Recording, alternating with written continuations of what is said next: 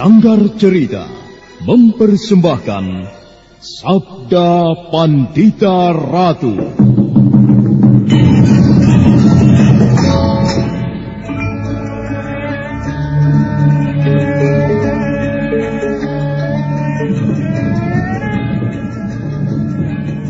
Aneh, kemana larinya orang berjubah merah itu tadi?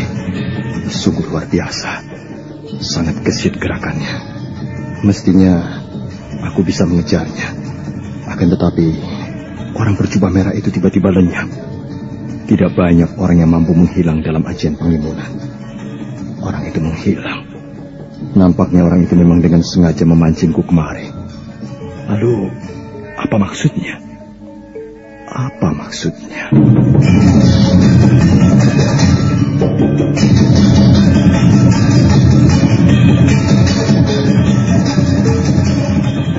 Sabda Pandita Ratu, sebuah kisah penuh dilema, tragedi cinta anak manusia, perebutan tahta, mabuk harta dan duniawi, serta silaunya kehormatan, di mana keangkara murkaan merajalela karena dendam yang membara. Kisah ini berlatar belakang berdirinya Singasari. Ken Arok, dialah pemuda yang merekuk pahit getirnya kehidupan. Namun sebenarnya dialah yang harus melaksanakan sabda-sabdanya. Perjalanan sengsaranya adalah awal untuk meraih keberhasilan, untuk menuju kejayaannya di saat Singasari berdiri. Apakah cita-citamu itu, Ken Umang? Aku ingin mengubah nasibku. Aku bosan dengan kehidupanku selama ini yang terlunta-lunta, akrab dalam pelukan kemelaratan. Kadangkala aku berangan-angan, aku adalah seorang istri dari Patih. Bahkan lebih gila lagi, aku berangan-angan, andai kata aku adalah seorang permaisuri, maka akan terhapus semua masa silamku, terhapus lenyap, tidak bersisa semua kenangan buruk yang kumiliki. Itulah cita-citaku, Kakang Ken Arok. Bagaimana dengan kau, Kakang? Aku ingin menjadi seorang raja.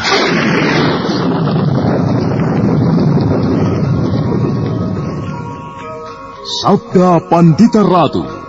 Naskah ditulis oleh Pondra Swastilangi, diolah oleh Agung Bahrodi, didukung oleh artis-artis terkemuka Ferry Fadli, Eli Ermawati, M. Abud, Ivone Rose, dan lain-lain. Teknik dan montase Ibing Arifin, dengan sutradara Dian Pertiwi. Sabda Pandita Ratu. Kali ini dalam episode ke-17 dengan judul Melacak Dunia Muksa.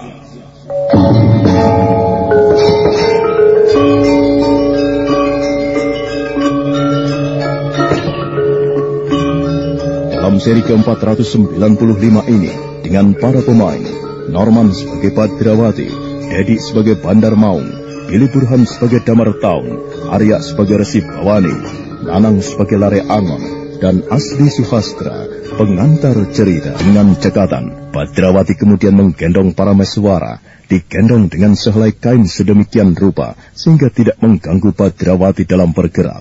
Suami istri itu saling pandang. Untuk sekian lamanya mereka justru terkesima, tidak tahu apa yang harus diperbuat. Badrawati kemudian melangkah dengan penuh keyakinan, membuka pintu, dan kemudian berjalan menuju ke halaman. Akhirnya kami temukan kau bersembunyi di sini, bocah nakal. Pantas. Ada apa, bocah? Jika orang baik-baik yang datang, biasanya ditandai dengan berkicaunya burung perenjak di halaman dan isyarat untuk kedatangan kalian berbeda. Baru saja terdengar suara lolong anjing. Nah, itu dia suaranya. Lolong anjing menandai kedatangan kalian. Belum lagi tadi siang, beberapa ekor gambreng yang paling suka bermain-main dengan kotoran bertebangan. Rupanya menandai kedatangan kalian. Kurang ajar. Untuk apa kalian mengejar-ngejar aku, ha? Seperti kurang kerjaan saja. Lebih baik kalian pergi dan jangan menggangguku. Mulutmu Mulutmu kurang ajar sekali, bocah kecil. Belum pernah ditapoki kau rupanya. Memang belum, tetapi kalau aku menaboki orang sering. Berikan bayi itu kepadaku. Berikan. Apa? Berikan bayi itu kepadaku. Sayang sekali Damar tahu. Aku tidak berminat untuk memenuhi apa yang kau minta. Mintalah yang lain. Mungkin akan kupertimbangkan. Mungkin loh, artinya belum tentu aku penuhi. Untuk apa kita ladeni dia bicara? Kita habisi saja sekarang juga. Kurang ajar. Buatan siapa ini? Keluar! Ayo keluar! Cepat!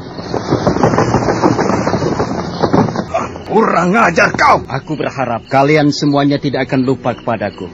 Bagus, bagus. Mana yang lain? Kalau masih ada menampaklah. Biar kita selesaikan semuanya di sini. Ayo keluar kalau masih ada. Biar kami selesaikan sekarang juga. Yang lain belum akan keluar, Kiai. Akan tetapi janganlah kalian berharap, meski kami hanya berdua, dan salah seorang di antara kami masih seorang bocah, lantas kalian bisa berbuat seenaknya. Betapa malangnya kalian. Kalian memang orang-orang yang bernasib buruk. Maka matilah kalian di tanganku. Pertempuran kemudian berlangsung sangat cepat dan segera pula merambah ke tataran ilmu kanuragan yang semakin tinggi.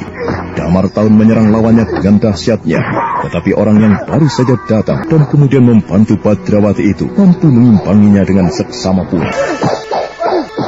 Bagus sekali. Paman Lari Angon telah datang membantuku. Dengan demikian, semakin terbuka peluang bagiku untuk melarikan diri.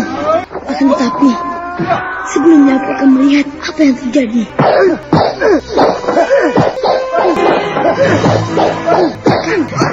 Bagaimana kalian? Apa yang terjadi di luar itu? Aku tidak tahu. Rupanya di luar sana mereka sedang berkelahi. Aduh, bagaimana ini? Lalu, bagaimana Kang? Bagaimana dengan Badrawati itu, Kang?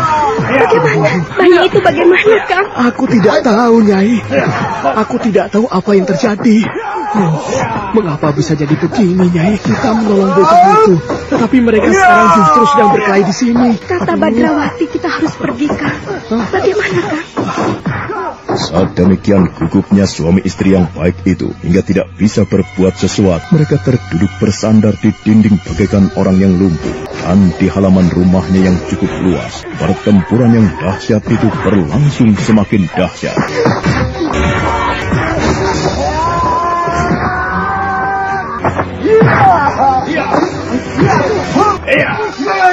Paman Lari Angon rupanya mampu melayani lawannya dengan sebaik-baiknya.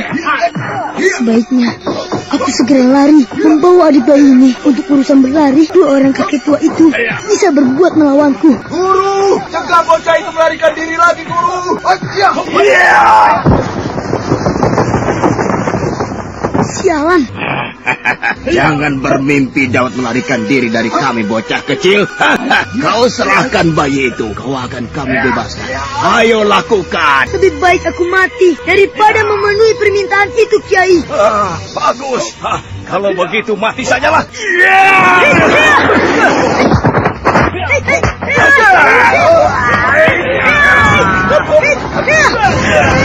Maka terjadilah dua buah lingkaran pertempuran. Lari Angon yang memiliki raja Cakra di tangan kanannya melayani gempuran dahsyat Damar Taun yang bagaikan banjir bandang. Sedangkan Badrawati yang menggendong para meswara harus melayani kedua lawannya, Besi Bawani dan Bandar Maung, dengan memberas segenap tenaganya.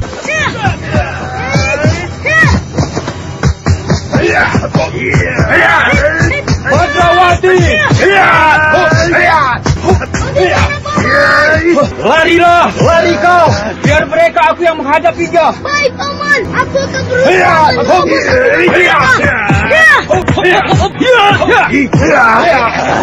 Kau kira mudah untuk melarikan diri, Pertempuran berlangsung dengan seru. Badrawati yang menggendong para meswara berloncatan, berusaha mengambil jarak dan mendapatkan kesempatan untuk melarikan diri. Namun dengan ketat Resi Bawani dan Bandar Maung membayangi, hingga pada suatu kesempatan. Kejar dia! Badrawati melesat bagaikan terbang, tetapi Bandar Maung tidak kalah cepat dalam berlari dan mampu menyusul, hingga kemudian pertempuran kembali terjadi. Pertempuran pecah di dua tempat yang jauh terpisah. Badrawati kembali harus berjuang mati-matian menghadapi keroyokan kedua lawannya. Nyai, kau dengar suara itu? Iya, aku sudah dengar dari tadi, Kiai. Orang berkelahi, Nyai. Siapa yang berkelahi, Kiai? Aku tidak tahu, Nyai. Wah, kelihatannya seru sekali. Dari arah mana suara ini? Iya, rasanya tadi dari arah timur. Tetapi sekarang kok berada di arah utara ya? Siapa yang berkelahi itu, Kiai? Apa ada tetangga kita yang bermusuhan lalu harus berkelahi? Rasanya tidak mungkin. Aku yakin, Nyai, tidak ada di antara penduduk kampung kita ini yang bermusuhan sampai harus berkelahi seperti itu. Wah, seru sekali. Aku kira orang dari luar daerah ini. Mau kemana kok, Kiai? Aku ingin melihat siapa kira-kira yang sedang berkelahi itu, Nyai. Ngawur wae, kalau kau justru dibunuh bagaimana? Orang itu kalau lagi mata gelap tidak memandang siapapun, Kiai. Oh, iya. Pertempuran terus berlangsung meningkat. Lare Angon yang menghadapi Damar Taun merasa gelisah memikirkan keadaan Badrawati. Tetapi Damar Taun terus menyerangnya bagaikan tumpahan air hujan. Namun demikian bukan berarti Damar Taun akan dapat mengalahkan Lare Angon, karena setiap samparan tangan Lare Angon itu akan berarti kematian bagi lawannya. Mati kau keparat! Kau yang binasa! Rasakan ini! Dalam pada itu, Badrawati yang berusaha melepaskan diri dari kedua lawannya menyebabkan lingkaran pertempurannya semakin jauh dari pertempuran antara Damar Taun dan Lare Angon. Mau lari kemana lagi kau bocah nakal? Kalian luar biasa, tetapi tidak tahu malu. Kau akan menggunakan mulut tulasmu lagi, Aku sobek mulutmu. Mbah, lebih baik kau pulang saja. Cucumu merindukanmu. Maksudku, mungkin cucumu saat ini sedang merindukan bau apekmu. Jangan diberi kesempatan untuk berbicara, Adi. Kita selesaikan sekarang.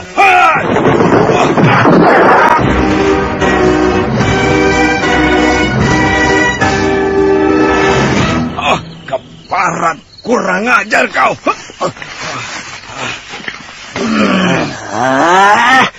Siapa kau?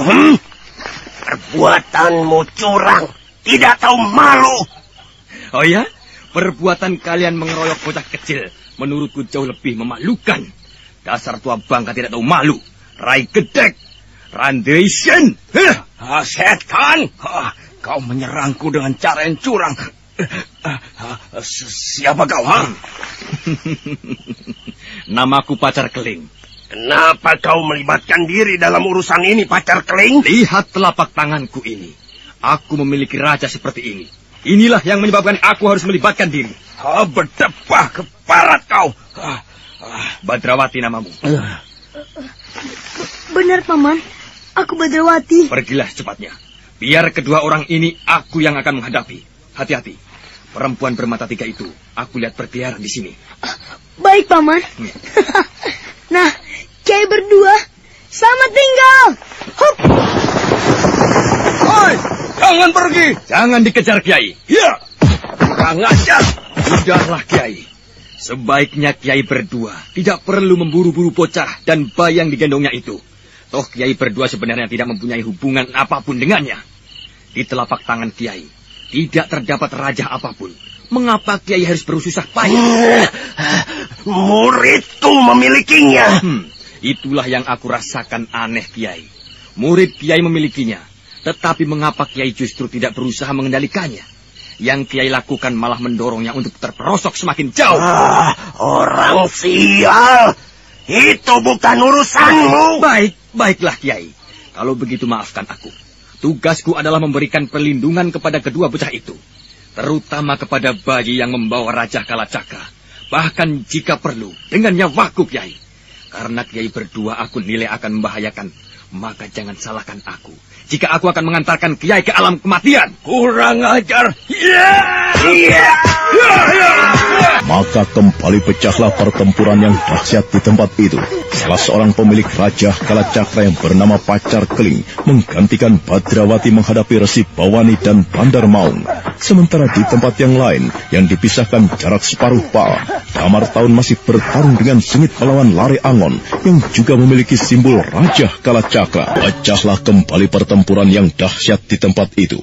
Salah seorang pemilik Raja Kalacakra yang bernama Pacar Keling menggantikan Badrawati menghadapi Resi Bawani dan Bandar Maung. Sementara di tempat yang lain yang dipisahkan jarak separuh pa, Damar Taun masih bertarung dengan sengit melawan Lare Angon yang juga memiliki simbol Raja Kalacakra. Sementara itu, berhenti! Kau kira kau akan bisa lepas dari tanganku? Celaka. Menilik ciri-cirinya seperti yang diceritakan oleh Paman Kameswara. Perempuan ini yang bernama Durga Parabandari. Ia yang berkepentingan dengan kematian adik bayi. Jika orang itu berhasil membunuh adik bayi, maka ia akan malang melintang di dunia ini tanpa ada yang mampu mencegah perbuatannya. Berikan bayi itu padaku. Apa boleh buat, telah menjadi takdirku. Mungkin aku harus mati untuk menyelamatkan nyawa adik bayi dari bahaya. Aku akan mendahului menyerang. Kekuatan perempuan itu terletak pada mata ketiga yang berada di keningnya. Cepat, bocah kecil, berikan bayi itu kepadaku. Berikan. Perempuan itu adalah Uma Durga Parabandari. Matanya sangat liar, penuh dendam memandang bayi yang berada dalam pelukan Badrawati. Badrawati melangkah mundur selangkah, manakala Uma Durga mendekatinya selangkah. Bagus, Cah Cilik. Aku hormati sikapmu yang rela berkorban nyawa untuk keselamatan nyawa bayi keparat itu. Tetapi pengorbananmu adalah pengorbanan yang sia-sia. Kemampuan apa yang akan kau pergunakan untuk melawanku? Kemari, biar aku lumatkan tubuhmu. Badrawati segera mempersiapkan diri sebaik-baiknya. Badrawati telah siap untuk mengorbankan apapun demi keselamatan Parameswara. Itulah sebabnya Badrawati telah memusatkan segenap kekuatan aneh, kekuatan dahsyat yang mengeram di dalam tubuhnya, yang tidak dia pelajari dari guru siapapun dan manapun. Kekuatan yang ada sejak dia memiliki raja di tangan kanannya.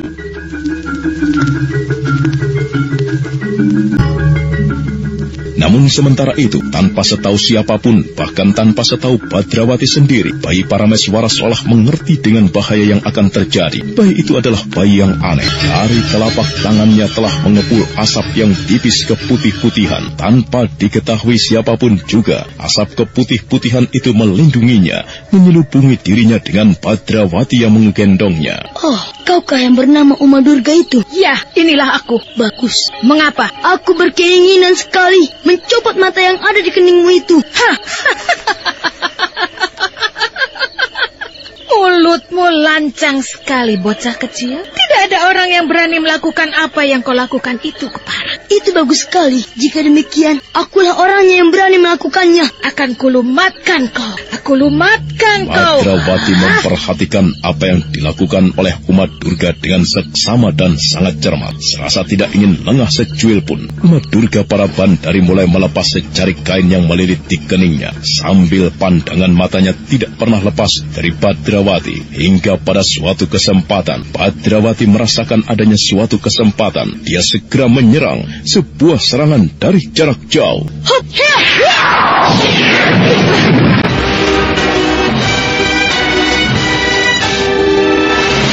Berdebah, kurang ajar. Keparat kau, bocah lancang. Kau pikir kau akan mampu mencelakai aku, ha? Sial, tidak berhasil. Inilah saat kematianmu. Inilah saat yang aku tunggu-tunggu. Kau akan aku sempurnakan kematianmu. Tidak akan aku biarkan kau menikmati terlampau lama hidup di dunia ini, Sangsari. Kau boleh pernah menang melawan Warakenya, tetapi sekarang tidak. Sekarang kau tidak akan menang melawanku. Apa yang harus aku lakukan?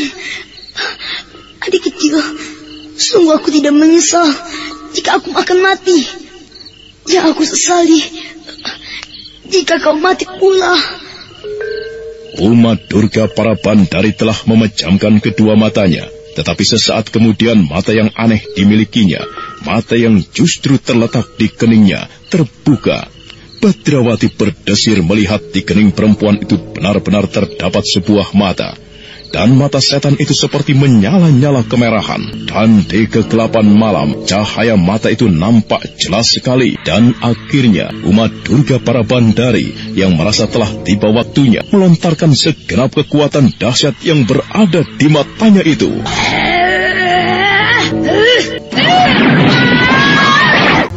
Berdebah, kurang ajar. Bagaimana kau mampu melakukannya?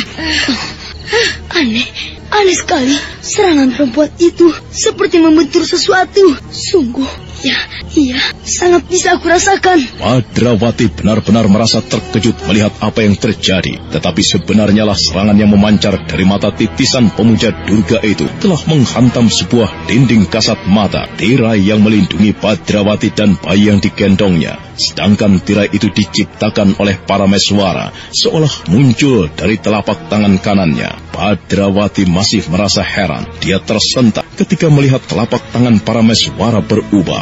Hah? Berubah menjadi keputih-putihan. Raja di tangan adik bayi itu berubah keputih-putihan. Apa ini? Oh, adik bayi, kaukah yang melakukannya? Benar. Akhirnya Badrawati melihat bahwa ada sesuatu yang keluar dari telapak tangan Parameswara. Sesuatu yang nyaris tidak kelihatan, namun bisa dirasakan dengan ketajaman indranya. Badrawati benar-benar takjub. Bukan main, benar-benar bukan main. Kau luar biasa sekali adik bayi, sangat luar biasa. Rupanya kau yang membuat si mata tiga itu pelingsatan.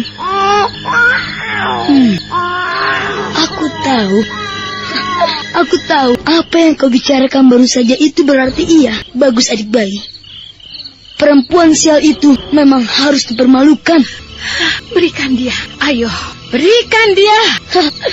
Sayang sekali Nyai, keinginanmu itu tidak mungkin terpenuhi.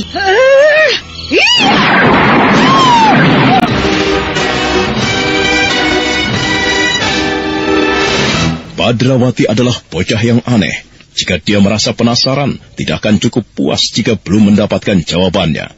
Itulah sebabnya, ketika umat Durga para Bandari kembali menyerangnya, dia justru memusatkan perhatian untuk mengetahui apa sebenarnya yang terjadi. Mengetahui dugaannya ternyata benar, Badrawati merasa gembira sekali. Bukan main adik bayi. Aku yakin sekarang, ternyata memang benar. Kau yang melakukannya. Mumpung ia masih belingsatan, mari kita minggat dari tempat ini. Hiya! Dengan cekatan, Badrawati melesat menerobos kegelapan malam, melenting beberapa kali untuk kemudian lenyap dari pandangan mata. Dan adalah aneh, umat Durga ternyata tidak mencegah atau berusaha menghalang-halangi. Titisan kekuatan hitam dari masa silam itu nampak diam termangu seperti patung. Seperti tersaput oleh semilir angin. Semakin lama tubuhnya semakin kabur dan semakin mengabur, untuk kemudian perlahan-lahan sekali tubuh perempuan itu lenyap, hilang entah kemana perginya. Dan pada saat yang sama... Bapak? Bagaimana, Nyai? Aku baru saja mengalami sesuatu yang aneh, Bapak. Sangat aneh.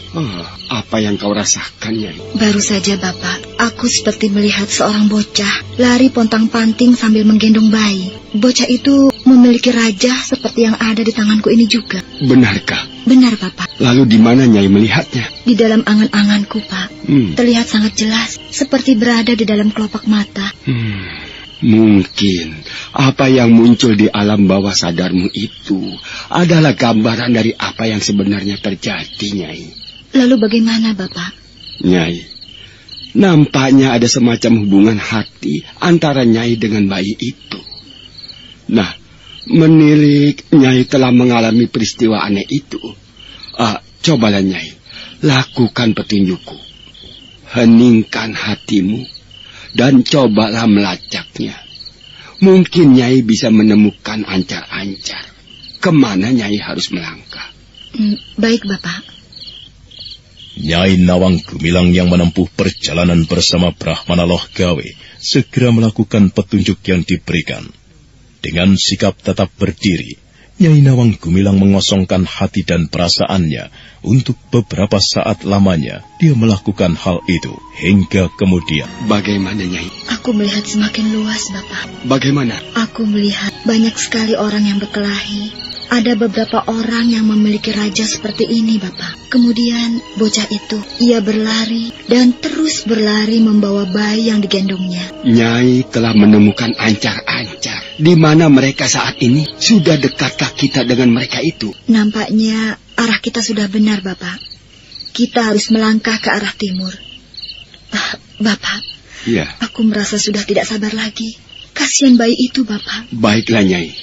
Mari kita berjalan lagi mengitari lembah ini. Semoga firasat Nyai benar.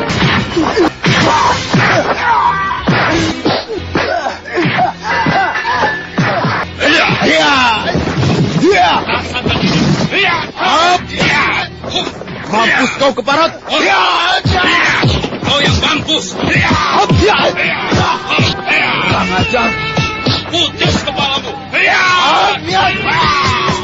Jauh bergeser dari halaman rumah sepasang suami istri yang baik hati, pemilik rumah yang telah memberikan tumpangan menginap kepada Badrawati untuk beberapa hari lamanya. Pertempuran antara Damartaun yang memiliki Raja Trinetra di tangan kirinya menghadapi Lare Angon yang memiliki Raja Kalacakra di tangan kanannya masih berlangsung dengan dahsyat di Pategalan. Sementara itu, di tempat yang lain berlangsung pula dengan serunya pertempuran antara Pacar Keling menghadapi Bandar Maung dan Resi Pewani. Pertempuran itu telah sampai di puncaknya, sehingga masing-masing telah mengeterapkan ajian pamungkas. Mari segera kita akhiri pertempuran ini dengan menggunakan puncak dari semua kemampuan yang kita miliki. Jangan kalian menyesal jika kalian berdua justru akan mati di sini. Kaulah yang akan terkapar mati di sini, anak muda. Baik, mari kita lihat apakah benar begitu. Pacar Keling segera mengambil jarak, tapi Bandar Maung dan Resi Pewani segera berloncatan menempatkan diri di hadapan dan di belakangnya. Pacar Keling segera bergeser hingga kedua lawannya itu kemudian berubah, berada di kanan dan kirinya. Dengan seksama, Pacar Keling menyiapkan sebuah cara untuk menghadapi Bandar Maung dan Resi Pewani. Nah, bagaimana akhir pertempuran antara Pacar Keling menghadapi kedua lawannya itu, serta Lare Angon yang memiliki Raja Kalacakra pula menghadapi Damartaun? Saudara pendengar, untuk mengetahui jawabannya, ikutilah kelanjutan kisah ini dalam seri berikutnya. Sampai jumpa.